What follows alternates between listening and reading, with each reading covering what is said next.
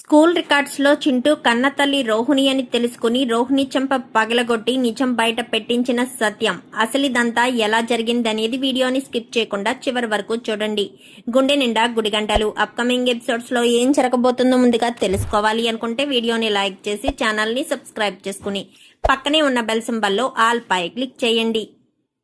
రోహిణి నిజస్వరూపం ప్రభావతి తెలుసుకోవాలి అని మీరు కూడా కోరుకుంటే కామెంట్లో ఎస్ అని టైప్ చేయండి. మొత్తం మీద చూసుకున్నట్లయితే గనక ఇంకా ప్రభావతి వాళ్ళు క్షమాపణ చెప్తేనే గాని మీనా వాళ్ళకి భోజనం పెట్టను అని చెప్పి ఇంకా మీనా బాలు ఇద్దరు కూడా భీష్మించు కూర్చునేసరికి ఇంకా బిర్యానీ తీసుకొస్తానని వెళ్ళిన మనోజ్ కాస్త బిర్యానీ స్మెల్కి కుక్కలు చింపిన విస్తారిలా ఇంకా టీషర్టు ఒంటి నిండా గీర్లతో తిరిగి వస్తాడు.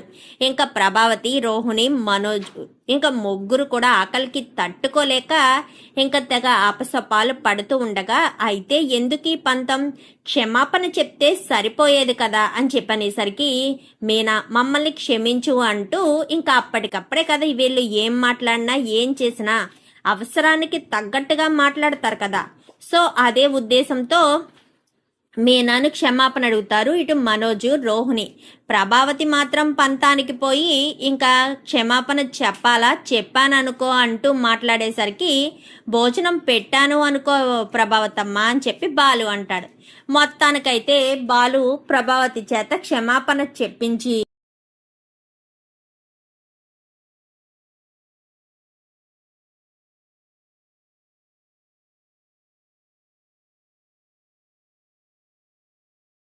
దాన్ని రికార్డ్ చేసి ఒక్కసారి క్షమాపణ చెప్తే 100 సార్లు చెప్పినట్టుగా మళ్ళీ చెప్పినట్టుగా దాన్ని ఎడిట్ చేసి ఇంకా అందరి గ్రూపుల్లో వేస్తారు. ఇంకా వీళ్ళ ముగ్గురిని ఏదో భోజనాల మీద కుక్కలను వదిలేస్తే ఎలా పంచుకు తింటారు, ఇంకక్కడే నిలబడిపోయి మరి ఇంకా వాళ్ళ ముగ్గురు కడుపు నిండా భోజనం చేసి సంతోషంగా వెళ్ళి పడుకుంటారు. అమ్మ మీనా, నేను తప్పుగా అర్థం చేసుకున్నానమ్మా అని చెప్పి సత్యం అంటాడు. అలా ఎలా అర్థం చేసుకుంటారు మామయ్య, నేను ఇంటి కోడల్ని, పంతాలు పట్టింపులతో చూసుకుంటే ఆకలికి ఉండగలరా? అలాంటి తప్పుడు నాకు ఇంటి కోడలుగా మంచి పేరు ఎలా వస్తుంది? ఇంటి కోడలి బాధ్యతలు తీసుకుంటే నా గొడవ ఎలా ఉన్నా, నా మనసు ఎంత బాధపడినా, నాకు ఎంత ఒంట్లో బాగోకపోయినా ఖచ్చితంగా వండి పెట్టాల్సిన బాధ్యత నా మీద ఉంది అని చెప్పి ఇంకా మీనా కాస్త చెప్పడంతో నువ్వు సూపర్ మీనా అని చెప్పి ఇటు రవి శృతి అంతా కూడా మెచ్చుకుంటారు. ఇంకా అందరూ వెళ్ళి పడుకుంటారు. మరుసటి రోజు ఉదయాన్నే సత్యం కాస్త బయట పనుంది అని చెప్పి బయటికి వెళ్తాడు. బయటికి వెళ్ళిన తర్వాత రంగా ఇద్దరు కూడా మాట్లాడుకుంటారు. సుందరికి పెళ్లి సంబంధాలు చూస్తున్నారంట కదా, ఎక్కడ చూస్తున్నావురా అనగానే అదే చూస్తున్నానురా, ఈ రోజుల్లో అబ్బాయిలు ఎవరు అంత మంచిగా లేరు కదా, అందుకోసమనేరా ఆలోచిస్తున్నాను అనగానే నువ్వు చెప్పింది నిజమేలే, అంటే ఇప్పుడు ఈ రోజుల్లో అబ్బాయిలు ఏ రకంగా ఉంటున్నారో తెలుస్తుంది. మన అమ్మాయి చక్కగా ఉన్నా ఎదుటి వాళ్ళు చక్కగా ఉండాలి అని రూల్ లేదు కదా, అదే కదరా నేను చెప్తున్నాను అని చెప్పనేసరికి ఇప్పుడు ఏం చేద్దామనుకుంటున్నావు? ఏముంది, తెలిసిన వాళ్ళకి చెప్పాను, నీకు తెలిసిన మంచి సంబంధం ఏదైనా ఉంటే చెప్పు, అమ్మకు ఫోన్ చేసి ఒక్క మాట చెప్పరా? సరే నేను ఫోన్ చేసి చెప్తా, నేను ఫోన్ చేసినప్పుడు మాట్లాడినప్పుడు చెప్తా లేరా అని చెప్పాను. కానీ అది కాదురా, ఒకసారి ఫోన్ చెయ్యి, నేను అమ్మతో చెప్తాను అని చెప్పి ఇంకా రంగ అనగానే వెంటనే ఫోన్ చేస్తారు. ఫోన్ చేసేసరికి చెప్పరా సత్యం అని చెప్పాను. కానీ రంగా నీతో ఏదో మాట్లాడతాడంటమ్మా అని చెప్పాను. కానీ అవునా, ఏది ఫోన్ ఇవ్వు ఒకసారి. ఏంటి రంగా బాగున్నావా అనగానే బాగున్నానమ్మా, నా తమ్ముడు కూతురు సుందరి నీకు తెలుసు కదా అనగానే ఆల్లరి పిల్ల, తెలియకపోవడం ఏంట్రా, తెలుసు, ఇప్పుడు ఏమైంది అనగానే తనకి పెళ్లి సంబంధాలు ఏంటి, ఆ పిల్ల అప్పుడే పెళ్ళిడికి వచ్చేసిందా అని చెప్పాను. కానీ వచ్చేసిందమ్మా, పెళ్లి సంబంధాలు చూసి చేస్తే బాగుంటుంది, కన్యాదానం మేమే చేద్దామనుకుంటున్నాము, అందుకోసమనే పెళ్లి సంబంధాలు చూసి పెళ్లి చేద్దాము అన్న ఉద్దేశంతోనే ఇంటికి తీసుకొచ్చాము. ఉద్యోగం చేస్తాను అంటుంది, అయినా అప్పటి వరకు చేస్తుందిలే అన్న ఉద్దేశంతో నీ ఇష్టమని చెప్పాము.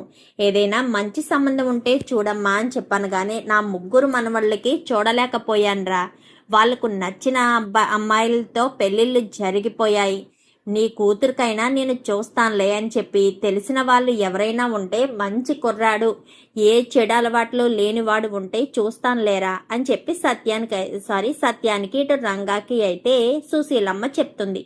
చెప్పేసరికి సరేరా సత్యం అని చెప్పాను కానీ చెప్పమ్మా ఎలా ఉందిరా, నువ్వు ఉద్యోగం చేస్తున్నావంట కదా, బాలుగాడు ఎంత చెప్తున్నా వద్దు అని అనుకుంటూనే ఉద్యోగానికి వెళ్తున్నావంట కదా, ఈ వయసులో ఎందుకు, ఆ ప్రభావతి చేసిన పని గురించే కదా, ఆ డబ్బేదో నేను ఇస్తాను బాలుగాడికి ఇచ్చేరా అని చెప్పాను కానీ లేదమ్మా, ప్రభావతికి అలా డబ్బులు ఇస్తుంటే తప్పుల మీద తప్పులు చేస్తూ ఉంటుంది, నేను కష్టపడి పని చేస్తే అయినా సరే రిటైర్మెంట్ అయిన తర్వాత అయినా నేను నా భర్త ఇంటి దగ్గర లేకుండా కష్టపడి పనికి వెళ్తున్నాడు అన్న ఉద్దేశం తనకి ఉంటే తను ఇంకెప్పుడు ఇలాంటి తప్పులు చెయ్యదమ్మా అని చెప్పాను కానీ నీ భార్యలో మార్పు వస్తుందని నేను అనుకోనురా, గత 30 సంవత్సరాల నుంచి నేను చూస్తూనే ఉన్నాను కదా ప్రభావత మాట తీరు, మీనాని అలానే కాల్చుకు తింటుందా అని చెప్పనేసరికి అది మామూలే కదమ్మా, కాల్చుకు తినకుండా ఉండకపోతే తను ప్రభావతి ఎందుకు అవుతుంది అని చెప్పి సత్యం అయితే అంటాడు. అనేసరికి సర్లేరా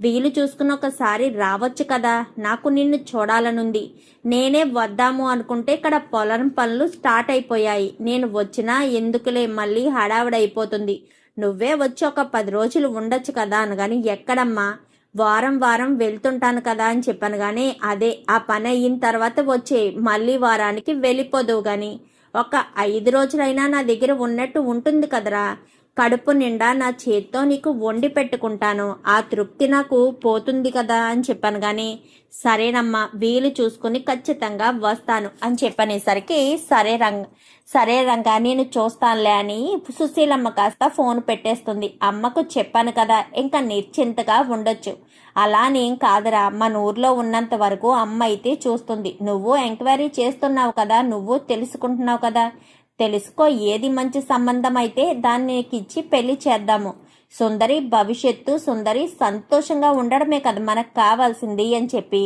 మాట్లాడేసరికి అవును అది నిజమే అని చెప్పి ఇంకిద్దరు కూడా మాట్లాడుకుంటారు.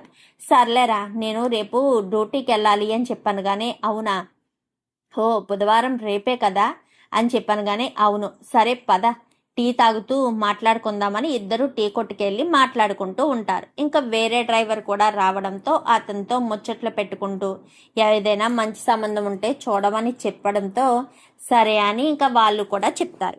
ఇంకా ఇదిలా ఉంటే బాలుకి అనుమానం వచ్చింది కదా, ఆ మనిషి అస్తమాను ఈ అమ్మాయి ఉన్న అంటే సుందరి ఉన్న చోటే కనిపిస్తున్నాడని. సో బాలు ఏం చేస్తాడంటే సుందరి ఇంకొక రోజు ట్రిప్కి వెళ్ళి తిరిగి వస్తూ ఉండగా అతను బండి మీద వెళ్తూ కనిపిస్తాడు. కనిపించడంతో ఇంకా బాలు అయితే కారు పక్క కాపి ఆగు నువ్వు అని చెప్పాను కానీ ఆగుతాడు. నీకు సుందరికి ఏంటి సంబంధం, సుందరి ఉన్న చోటల్లా నువ్వెందుకుంటున్నావు, నీ విషయం సుందరి నాకు అంతా చెప్పింది, ఏంటి విషయం అని చెప్పనేసరికి అది మీకు సుందరి చెప్పేసిందా, మేమిద్దరం ప్రేమించుకుంటున్నామన్న విషయం చెప్పేసిందా అని వీడికి తొందర ఎక్కువ కదా, తొత్తరపాటుతో చెప్పేస్తాడు. ఓహో మీ ఇద్దరు ప్రేమించుకుంటున్నారా, సుందరి ఏం చెప్పలేదు, ఇప్పుడే నీ నోటుతో నువ్వే చెప్పావు అనేసరికి ఒక్కసారిగా షాక్ అయిపోతాడు. నేనే చెప్పేశానా అని చెప్పాను కానీ నువ్వే చెప్పావు, మరి సుందరి నాకేమీ చెప్పలేదు అంటూ మాట్లాడడంతో ఏంటి విషయం అంటే ఇద్దరు ప్రేమించుకుంటున్నారా, మరి ఈ విషయం ఎందుకు ఇంట్లో చెప్పడం మానేసి బయట సంబంధాలు చూస్తున్నారు అనగానే ప్లీజ్ అండి నాకు సుందరి అంటే చాలా ఇష్టం, సుందరి లేకపోతే నేను ఉండలేను, అది కూడా నిన్ను ప్రేమిస్తుంది, నేను లేకపోతే తను ఉండలేదు, దయచేసి మా పెళ్లి మీరే జరిపించాలి అంటూ బాలు చేతులు పట్టుకుని బ్రతిమాలుతూ ఉంటాడు. చేతులదులు అని చెప్పి బాలు కాస్త నువ్వు ఇంతెలా ఉంటే సుందరి నిన్నెలా ఇష్టపడిందిరా బాబు అని చెప్పనేసరికి సరే సుందరికి ఫోన్ చేసి అర్జెంటుగా ఇక్కడికి రమ్మని చెప్పు అనగానే ఇప్పుడు రాదేమోండి అనగానే నువ్వు ఫోన్ చేస్తే రాకుండా ఎందుకుంటుంది, ఫోన్ చెయ్యి, నేను ఇక్కడ ఉన్నాను అన్న విషయం చెప్పకుండా సుందరికి ఫోన్ చెయ్యని చెప్పాను కానీ వెంటనే సుందరికి ఫోన్ చేస్తాడు. ఫోన్ చేసేసరికి ఏంటి ఈ టైంలో చేశావు, మా పెద్దమ్మ ఇంట్లోనే ఉంది చెప్పు అనగానే అర్జెంటుగా నీతో మాట్లాడాలి, పలానా కాఫీ షాప్కి వస్తావా అనగానే ఇప్పుడు నేను ఏం చెప్పి రావాలి అని చెప్పనేసరికి ప్లీజ్ ప్లీజ్ ఏదో ఒకటి చెప్పిరా, లేదంటే మాత్రం చాలా బాధపడతాను అని చెప్పనేసరికి సరే సరే ఏడవకు వస్తాను అని ఇంకా ఏం చెప్పాలా అని ఆలోచిస్తూనే పెద్దమ్మ అని చెప్పనేసరికి ఏంటి సుందరి అని చెప్పాను. కానీ నేను షాప్ దగ్గరికి వెళ్ళి నాకు కావాల్సినవి కాస్మెటిక్స్ కొనుక్కు తెచ్చుకుంటాను పెద్దమ్మ అని చెప్పనేసరికి ఏ బ్యూటీ ప్రోడక్ట్సా అని చెప్పాను. కానీ అవును పెద్దమ్మ అని చెప్పాను. కానీ సరే నువ్వు వాడే వాటిలో మంచి మంచి ఉంటే నాకు కూడా కొని తీసుకురా, డబ్బులు ఉన్నాయా అని చెప్పనేసరికి ఉన్నాయి పెద్దమ్మ, పెద్దనాన్న ఇచ్చారు, ఇదిగో ఈ డబ్బులు కూడా దగ్గర పెట్టుకో అని చెప్పి తను కూడా డబ్బులు ఇస్తుంది. సరే పెద్దమ్మ అని చెప్పి జాగ్రత్తగా వెళ్ళి జాగ్రత్తగా రా సుందరి, మళ్ళీ మీ పెద్దనాన్నకి తెలిస్తే నన్ను కోప్పడతారు అని చెప్పాను. కానీ లేదు పెద్దమ్మ, నేను జాగ్రత్తకి వెళ్ళి జాగ్రత్తగా వచ్చేస్తాను అని సుందరి కాస్త అమ్మయ్యా అని బయటకు వచ్చి ఆటో ఎక్కి వాడు ఏ కాఫీ షాప్ దగ్గరికి అయితే రమ్మన్నాడో అదే కాఫీ షాప్ దగ్గరికి వెళ్తుంది. వెళ్ళేసరికి ఇంకా ఈలోపు బాలు వస్తాడు. ఏంటి సుందరి మ్యాటరు, కోయిన్సిడెన్స్ ఏదో అన్నావు అనగానే అది బావా అనగానే మీ బావకంతా తెలిసిపోయింది, మీ బావ అన్నీ తెలుసుకునే వచ్చాడు సుందరి, నేనేమీ చెప్పలేదు అనగానే అబద్ధం సుందరి, నువ్వు అన్ని విషయాలు చెప్పేశావు అనగానే వెంటనే ఈయనగారు నోరు జారాడు. ఎంత అమాయకుడు, నువ్వెలా ప్రేమించావే, అయినా నీ గడుస్తనానికి వీడు ఉంటాడా, వీడు భలే, నాకైతే డౌటే అనగానే పో బావా అలా అంటావేంటి, మేమిద్దరం ప్రేమించుకున్నాం బావా, ప్లీజ్ బావా నువ్వే ఏదో రకంగా పెద్దనాన్నకి చెప్పి మా ఇద్దరి పెళ్లి జరిపించాలి బావా, నువ్వు తప్ప నాకు వేరే దిక్కు లేదు బావా, ప్లీజ్ బావా అంటూ బ్రతిమాలేసరికి నువ్వేమన్నా నాకు చెప్పావేంటే, నాకేదో అనుమానం వచ్చి నేను వచ్చాను, వీడు రోడ్డు మీద కనబడడంతో వీడిని ఎంక్వైరీ చేస్తే అసలు విషయం చెప్పాడు అనగానే ప్లీజ్ బావా నీకే చెప్దామనుకున్నాను, నీకే ధైర్యం ఎక్కువ, నీకే నా పెద్దనాన్న దగ్గర చనువెక్కువ, నీ ద్వారానే మా పెళ్లి జరగాలి అనుకున్నాను, కానీ చెప్పే ధైర్యం లేకపోయింది. ఎనీవే నీకు అయితే తెలిసిపోయింది కదా, ఇంకా నాకు చాలా సంతోషంగా ఉంది బావా అని చెప్పి మాట్లాడేసరికి సర్లే నేను రంగమామతో వీలు చూసుకుని మాట్లాడతాను అని చెప్పి ఇంకా బాలు కాస్త సరే మాటలు అయిపోతే నిన్ను ఇంటి దగ్గర డ్రాప్ చేసి నేను ట్రిప్కి వెళ్తాను అనగానే నాకు కొంచెం షాపింగ్ ఉంది బావా అని చెప్పనేసరికి షాపింగ్ చూసుకునే వెళ్దాము, ఆ బండి పక్కన పెట్టబ్బాయి ముగ్గురు షాపింగ్కి వెళ్దాము అనగానే బండి పక్కన పెట్టి అదే కాఫీ షాప్లో పక్కకు పెట్టి ముగ్గురు కూడా వెళ్తారు. మీ బావ చాలా మంచివాడు, మీ బావని చూస్తే భయమేసింది, కానీ మనిద్దరి పెళ్లి చేస్తాను అని చెప్పాక సంతోషం అనిపించింది అనగానే మా బాలు బావ చాలా మంచివాడు, మా బాలు బావనే చేసుకుందామనుకున్నాను అని చెప్పనగానే నా పెళ్ళి అయిపోయింది కదే, నువ్వు వచ్చి మాట్లాడుతున్నందుకే నా భార్య మీనా బాధపడుతుంది, నువ్వు మళ్ళీ ఇలా అన్నావనుకో అది అస్సలు ఊరుకోదు, అర్థమవుతుందా, ఇంకా నువ్వు దాని గురించి ఆలోచించుకోనగాని సర్లే బావా ఇంకా ఈ కిషోర్తో మెయింటైన్ అయిపోతానులే అని చెప్పి మాట్లాడేసరికి నవ్వుకుంటారు. ఎలా భరిస్తావో దీన్ని, నాకైతే డౌటే, నువ్వైతే దీన్ని భరించడం కంటే నోరు మూసుకుని ఊరుకోవడం మంచిది, ఇది వసపెట్టలా వాగుతూనే ఉంటుందని. కానీ అవునండి నన్ను అస్సలు మాట్లాడనివ్వదు, మాట్లాడిందంటే తిట్టడమే తిడుతుంది అని చెప్పాను, కానీ నువ్వేమన్నా తక్కువ అని ఇద్దరు గొడవ పడతారు. చాలే పెళ్లికి ముందే ఇలా గొడవ పడితే పెళ్ళయ్యాక ఏం చేస్తారో అని చెప్పి మాట్లాడేసరికి అలా ఏమీ లేదండి, సుందరి అంటే నాకు చాలా ఇష్టం అని చెప్పి కిషోర్ చెప్పడంతో మీ మామయ్య ఏం చేస్తాడు అది ఇది అని అడుగుతూ ఉండగానే ఈలోపు బాలుకి ఫోన్ వస్తుంది. ఫోన్ వచ్చేసరికి సరే మీరు వెళ్ళి ఆ షాప్లో కొనుక్కోండి, నేను ఫోన్ మాట్లాడేసి వస్తాననగానే ఇద్దరు షాప్లోకి వెళ్ళి షాపింగ్ చేసేంత వరకు కూడా ఫోన్ మాట్లాడుతూనే ఉంటాడు. ఇంక ఈలోపు అయిపోయిన తర్వాత కారులో దిగి మళ్ళీ అతను వెళ్ళిపోతాడు. సుందరిని తీసుకొచ్చి వాళ్ళ ఇంటి దగ్గర దిగపెట్టేస్తాడు. ఇంకా ఇది ఇలా ఉంటే సత్యం రేపు వెళ్ళాలి అని చెప్పాడు కదా, మరుసటి రోజు ఉదయాన్నే సత్యం కాస్త రెడీ అయ్యి వెళ్తున్నానమ్మా మీనా అని చెప్పాను, కానీ ఇదిగోండి మావయ్య క్యారేజీ కట్టాను అని చెప్పనేసరికి ఎందుకమ్మా నీకు శ్రమ, అయ్యో మావయ్య గారు నాకు శ్రమ ఏంటి అని చెప్పి ఇంకా బయటకు వచ్చేసరికి బాలు చెప్పాడు కదా నేనే తీసుకువెళ్తాను అని. బాలు బయట రెడీగా ఉంటాడు. ఏంట్రా ఈరోజు నువ్వు డ్యూటీకి వెళ్ళాల్సిన రోజు కదా నాన్న అని చెప్పాను, కానీ నేను ఆటోలో వెళ్ళేవాడిని కదా, నువ్వు ఆటోలో వెళ్తే నేను ఎలా ఇబ్బంది పడతావో నాకు తెలియదా నాన్న, నీకు ఇబ్బంది లేకుండా చూసుకోవాలి. అసలు నువ్వు జాబ్కి వెళ్ళడమే ఇష్టం లేదు అంటే జాబ్కి వెళ్తున్నావు, ఇప్పుడేమో నాకిబ్బంది నీకిబ్బంది అని చెప్పి కారులో ఒక్కడివి వెళ్తాను అంటున్నావు. అలా ఎలా కుదురుతుంది నాన్న, నేను వస్తాను, నీకు తోడుగానే వస్తాను అని చెప్పి ఇంకా బాలు కాస్త చెప్తాడు. చెప్పేసేసరికి సర్లే నీ ఇష్టం, నేను వద్దంటే మాత్రం నువ్వు మానేస్తావా ఏంటి, నీకు ఎలా నచ్చితే అలానే చేస్తావు కానీ నా మాట వినిపించుకోవు కదా అని చెప్పి ఇంకా మాట్లాడేసరికి సర్లే అని ఇంకేం మాట్లాడకుండా సరే అని ఊరుకుంటారు.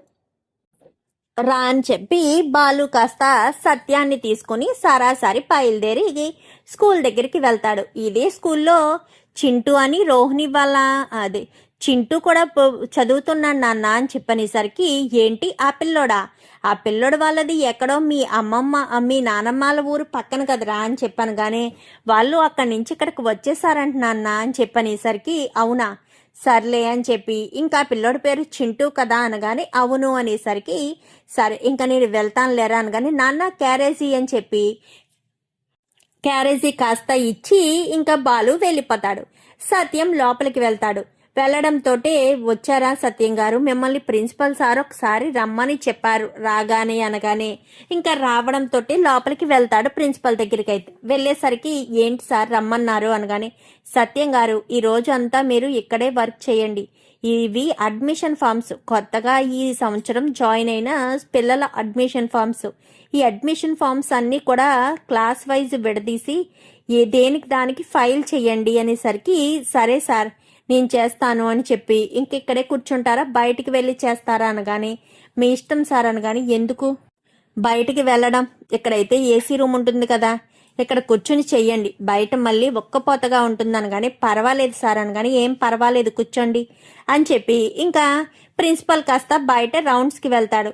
ఈ లోపు అడ్మిషన్ ఫామ్స్ అన్నీ కూడా చూస్తూ ఉంటాడు. ఒక్కొక్కటి ఇది ఈ క్లాసు ఇది ఈ క్లాసు అంటూ ముందు అన్ని ఫైల్ చేసేసి ఫైల్ అన్ని క్లాస్ వైజ్గా తీసుకుని ఈ ఒక్కొక్క అప్లికేషన్ ఫామ్ అడ్మిషన్ ఫామ్ తీసుకుని అందులోకి బంచింగ్ చేస్తూ పిన్ చేస్తూ ఉంటాడు. అందులో సెట్ చేస్తూ ఉంటారు కదా, సో ఫైల్లోని అలా సెట్ చేస్తూ ఉంటాడు. సెట్ చేస్తూ ఉండేసరికి సత్యం కాస్త సెట్ చేస్తూ ఉండగా పాలు ఫోన్ చేస్తాడు. నాన్న నువ్వు టిఫిన్ చేసావా, అడగడమే మర్చిపోయాను అనగానే చేశానులేరా అని చెప్పనేసరికి చేసావో లేదంటే తీసుకొచ్చి ఇద్దాము అన్న ఉద్దేశంతో ఫోన్ చేశాను, నువ్వు మంచినీళ్ళు పెట్టుకున్నావా, క్యారేజీ మీనా కట్టించింది కదా అనగానే రే నేను వచ్చేది వారానికి ఒక్క రోజు, ఆ రోజు కూడా నన్ను ప్రశాంతంగా పని చేయనివరా, నువ్వు అస్తమాను ఇలా ఫోనులు చేస్తే నేను వర్క్ చేసుకోవడం కష్టం అని చెప్పి ఇంకా సత్యం కాస్త ఫోన్ పెట్టేస్తాడు. ఈ బాలుగాడికి నేనంటే ఎంత ఇష్టమో అందుకే వీడు నేను కష్టపడడం చూసి తట్టుకోలేకపోతున్నాడు అని చెప్పి సత్యం కాస్త నవ్వుకుంటాడు. ఇలాగే అందరూ ఉండుంటే సరిపోయేది అని ఇంకా ఎంతగానో అనుకుంటాడు. ఇంకా అలా అనుకున్న సత్యం కాస్త అడ్మిషన్ ఫామ్స్ కాస్త తిప్పుతూ ఉండగా చింటూ ఫోటో కనిపిస్తుంది. చింటూ ఫోటో కనిపించేసరికి అవును వాడు చెప్పింది నిజమే, ఈ పిల్లోడిని ఇక్కడే స్కూల్లో జాయిన్ చేశారా, ఏ క్లాస్లో జాయిన్ చేశారు అని అప్లికేషన్ ఫామ్ మీద చూసేసరికి దాని మీద ఫ్రంట్ అయితే వాడి ఫోటో ఉంటుంది కానీ ఇంకా వెనకాల 2-3 పేజీలు ఉంటాయి. ఆ పేజీలో రోహిణి ఫోటో కనిపిస్తుంది. రోహిణి ఫోటో కనిపించేసరికి ఇదేంటి, వీళ్ళమ్మ పేరేమో రోహిణి అనుండి ఈవిడి ఫోటో ఉంది, ఏంటి రోహిణికి వీడికి ఉన్న సంబంధం ఏంటి అని అప్లికేషన్ చూస్తూ ఉండగానే ఈలోపు ప్రిన్సిపల్ రౌండ్స్కి వెళ్ళొచ్చి ప్రిన్సిపల్ కాస్త అప్లికేషన్ని చూస్తున్నాడని ఏంటి సత్యం గారు ఏంటి అప్లికేషన్ని అలా అడ్మిషన్ ఫామ్ని అలా చూస్తున్నారు అనగానే అది ఈ అబ్బాయి అని చెప్పనగానే ఓ ఇదా, ఆవిడ పేరు రోహిణి అంట, భర్త చనిపోయారు అని చెప్పింది, వాళ్ళ అమ్మని తీసుకుని వచ్చింది, వాళ్ళమ్మ ఈ బాబు రోజు వస్తుంటారు, ఆ బాబు ఆవిడ కొడుకే, కొంచెం ఫీజు కూడా తగ్గించమంటే తగ్గించాము అని చెప్పి మాట్లాడేసరికి ఒక్కసారిగా సత్యం షాక్ అవుతాడు. ఇంకా షాక్ అయ్యేసరికి సత్యం గబగబా అడ్మిషన్ ఫామ్ని బయటకు తీసుకొచ్చి బయట జిరాక్స్లు ఉంటాయి కదా వేరే టేబుల్ దగ్గర, అమ్మ కొంచెం ఏమనుకోకుండా ఈ అడ్మిషన్ ఫామ్ని జిరాక్స్ తీసి ఇస్తారా అని చెప్పాను కానీ సరే సార్ అని చెప్పి ఇంకా 3 ప్రిన్సిపల్ రూమ్లోంచి కదా వచ్చారు, ప్రిన్సిపలే తీస్తేమన్నాడేమో అన్న ఉద్దేశంతో 3 పేజెస్ ఉంటే 3 పేజీలు కూడా ప్రింట్ తీస్తారు. ఫోటోతో సహా ప్రింట్లో వచ్చేస్తుంది. కలర్ ప్రింట్లోనే తీయమనగానే కలర్ ప్రింట్లోనే తీస్తారు. తీసేసరికి తీయడంతో ఇంకా ఫామ్ని కాస్త తీసుకొచ్చి మడత పెట్టి తన పాకెట్లో పెట్టుకుని ఒరిజినల్ అడ్మిషన్ ఫామ్ని కాస్త ఆ ఫైల్లో పెట్టేస్తాడు. పెట్టేసి ఇదంతా కూడా మనసులో దాచుకుంటాడు. మొత్తం అన్ని సర్దేశాను సార్ అని మధ్యాహ్నానికే చెప్పేసరికి, సరే సత్యం గారు ఇంకా వెళ్ళండి అనగానే, అదేంటి సార్ ఇంకేం పని లేదా, ఫీజులు ఎవరు తీసుకురాలేదా అనగానే, లేదు సత్యం గారు, ఒకవేళ ఎవరైనా ఫీజులు తీసుకొస్తే రేపు ఫోన్ చేస్తాను, రేపు ఉదయమో మరి ఆఫ్టర్నూనో వద్దురు గాని అని చెప్పాను. కానీ సరేనని ఇంకా అక్కడి నుంచి వెళ్ళిపోమనగానే సత్యం బయటకు వస్తాడు. బయటికి రావడంతో ఈ ఆటో వచ్చేసరికి ఆటో కాస్త ఎక్కి సత్యం ఇంటికి వెళ్ళిపోతాడు. అదేంటి అప్పుడే వచ్చేసారు అనగానే, రావద్దంటావా ఏంటి అని చెప్పనగానే, రావద్దని నేనెందుకంటాను, రమ్మనే చెప్తాను, ఇప్పుడు రండి లోపలికి అని చెప్పాను. కానీ నువ్వు రమ్మంటేనే కానీ రాననుకుంటున్నావా అని చెప్పి ఇంకా ప్రభావతిని పక్క తప్పుకోమని సత్యం లోపలికి వచ్చి కూర్చుంటాడు. రోహిణి, మనోజ్ వీళ్ళంతా ఉన్నారా అని చెప్పాను. కానీ వాళ్ళు ఇప్పుడు ఎందుకుంటారు, మీరు మధ్యలో వచ్చేసారని వాళ్ళు కూడా మధ్యలో వచ్చేస్తారనుకుంటున్నారా, వాళ్ళు సాయంత్రం 6 అయ్యే వరకు రారు అనగాని, చూడు ప్రభా, నేను నీ భర్తని, ఎవరో చులకన చేస్తే తట్టుకోక నువ్వు మాట్లాడాలి, అలాంటిది నువ్వే నీ భర్తను చులకన చేసి మాట్లాడుతుంటే నిన్ను చూస్తుంటే నాకు ఏమనాలో అర్థం కావట్లేదు అని చెప్పి సత్యం కాస్త అక్కడే కూర్చుంటాడు. మావయ్య కాఫీ తీసుకోండి అని చెప్పి మీనా కాస్త కాఫీ తీసుకొచ్చి ఇస్తుంది. ఇచ్చేసరికి బాలు ఎప్పుడొస్తాడమ్మా అనగానే, వస్తారు మావయ్య, 1 గంట గంటన్నరలో వస్తాను అని చెప్పారు అనేసరికి సరేనని ఈ లోపు రోహిణి వాళ్ళు వీళ్ళంతా కూడా వస్తూ ఉంటారు. వస్తూ ఉండేసరికి అందరు కూడా పైకి వెళ్ళబోతూ ఉండగా 1 నిమిషం అని రోహిణి రావడంతో రోహిణి చెంప పగల కొడతాడు.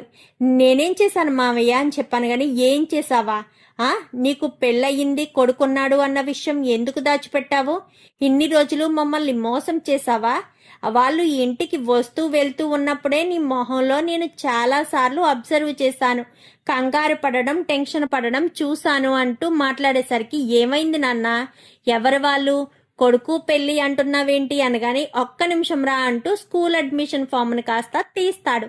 తీసేసరికి, ఇదిగోరా వీడు చింటుగాడు, నీకు తెలుసు కదా నువ్వు దత్తత తీసుకోవాలనుకున్నావు, ఈయన గారి తల్లెవరో తెలుసా, ఈవిడ గారే, ఇదిగో వెనకాల ఫోటో అంటూ ఫోటోను కాస్త చూపించేసరికి ఒక్కసారిగా అందరూ షాక్ అయిపోతారు. ఏంటండి ఇది, నమ్మలేకపోతున్నాను అనగానే, నేను నమ్మలేకపోయాను ప్రభా, అందుకే వెంటనే ప్రూఫ్ కోసమే నేను ఇవి తీసుకుని వచ్చాను అని చెప్పి సత్యం అనేసరికి ఒక్కసారిగా రోహిణి షాక్ అయిపోతుంది.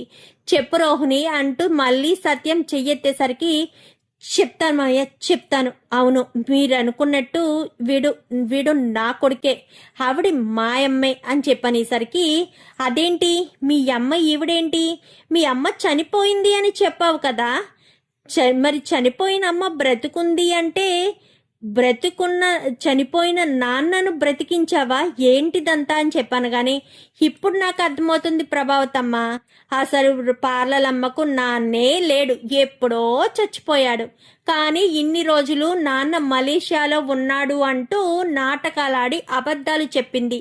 అసలు మలేషియా అంటేనే ఈవిడికి తెలియదనుకుంటా.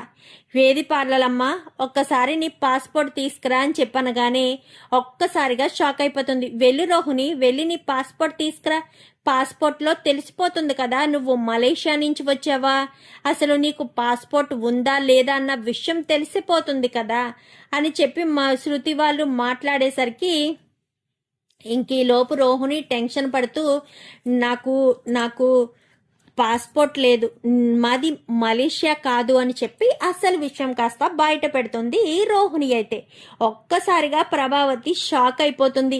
అంటే ఇన్ని రోజులు అబద్ధం చెప్పావా అంటూ చెంప పగలగొట్టేసరికి రోహిణికి వెన్నులో వణుకు పుట్టడం మొదలవుతుంది.